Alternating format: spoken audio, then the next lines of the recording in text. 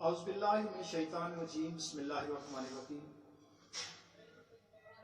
تمام راجپوت برادرز، آج میں راؤ امجد فیروز صدر شرقی راجپوت پاکستان اور انوار راجپوت متحدہ پاکستان کے سینئر نائب صدر انتہائی قابل ترین اور اپنی برادری کی تعمیر و ترقی کے اندر دن رات کوشاں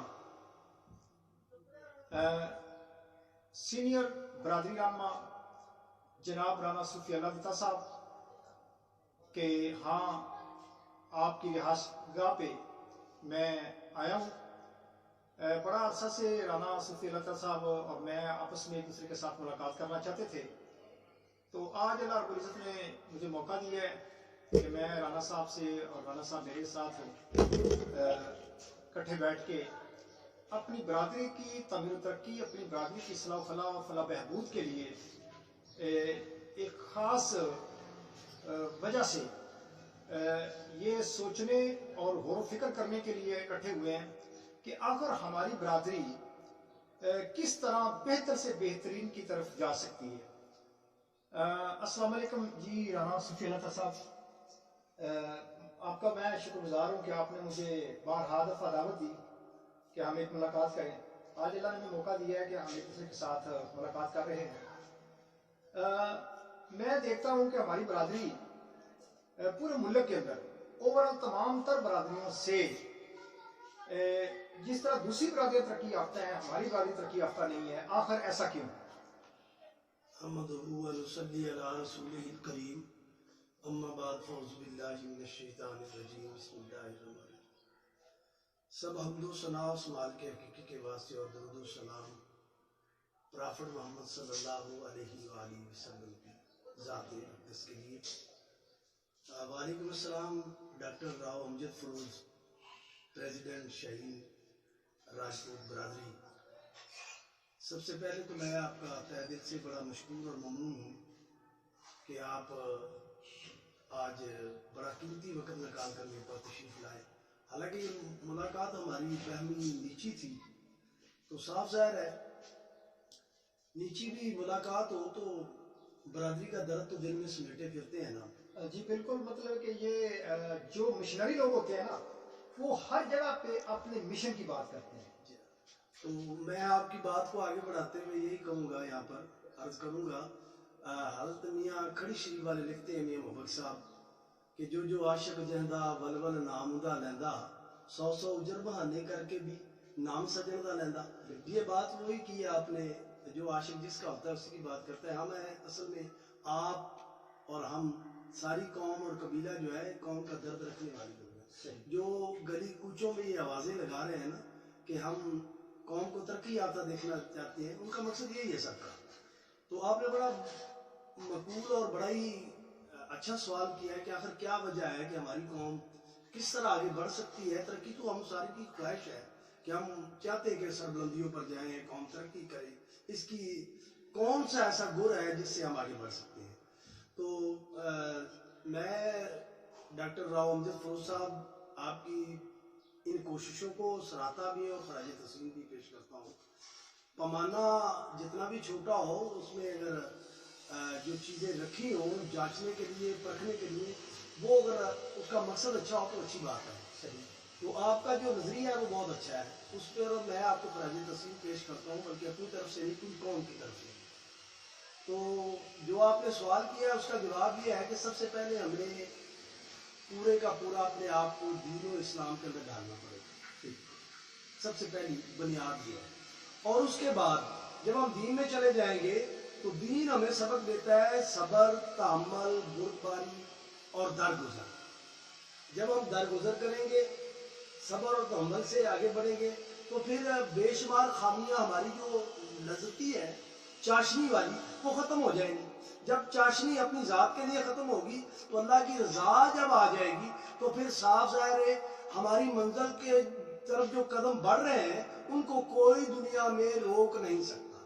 صحیح، ایک تو یہ میرا آپ کے اس سوال کا جواب۔ دوسرا، جو اصل آپ جس نقطۂ نگاہ سے مجھ پر سوال کر رہے ہیں، جو آپ پوچھنا چاہتے ہیں کہ ہم کس طرح آگے بڑھ سکتے ہیں، وہ اصلی مقاصد یہ ہے کہ ہمیں ایک دوسرے کو برداشت اور صبر کے ساتھ ہی نہیں آگے بڑھانا بلکہ ایک دوسرے کو عزت دینی ہے. صحیح. ذاتی نفرتیں قدورتیں ختم کر دینی چاہیے. صحیح. ہم ایک دوسرے کو آگے کوئی اچھا کام کرتا ہے اپریشیٹ کرنے کی بجائے ہم اس کی ٹانگ بھی کھینچتے ہیں. صحیح. ہمیں اس بات سے نکلنا پڑے گا کہ کس نام سے کوئی کام کر رہا ہے. وہ کنوار ہے اور اپنے کنوار کا ٹائٹل لگا کر اگر یہ کام کر رہا ہے قوم کے لیے تو یہ سب سے بیسٹ کام ہے. کنوار راجپوت متحدہ پاکستان RP 127 کا جو مقصد ہے، جو ان کا پہلا پیغام ہے کنوار راجپوت متحدہ پاکستان، وہ اس طرف دلائل دیتا ہے اور اس طرف متوجہ کراتا ہے، آؤ متحد ہو جاؤ. صحیح. متحدہ پاکستان کا پیغام ہی ہے متحد ہو جاؤ. تو متحد تبھی ہوں گے ہم جب ایک دوسرے کو برداشت کریں گے، ایک دوسرے کی عزت دیں گے. کوئی اچھا کر رہا ہے تو اسے اپریشیٹ کریں، اور اگر کوئی کام غلط ہو رہا ہے تو اس بندے کو بھی چاہیے اگر کوئی اسے سمجھا رہا ہے تو وہ دل کشادہ کرے، اپنے وہم و فہم کو بڑھا دے، کھلا کر دے اور اس کو سمجھ لے. صحیح. ہم ہر بات پر ایک دوسرے کو ٹوکتے ہیں، روکتے ہیں. ہمیں بنیادی طور پر اپنی قوم پروری تبھی مل سکتی ہے جب ہم ایک دوسرے کو عزت دینی سیکھیں گے اور عزت دیں گے. صحیح.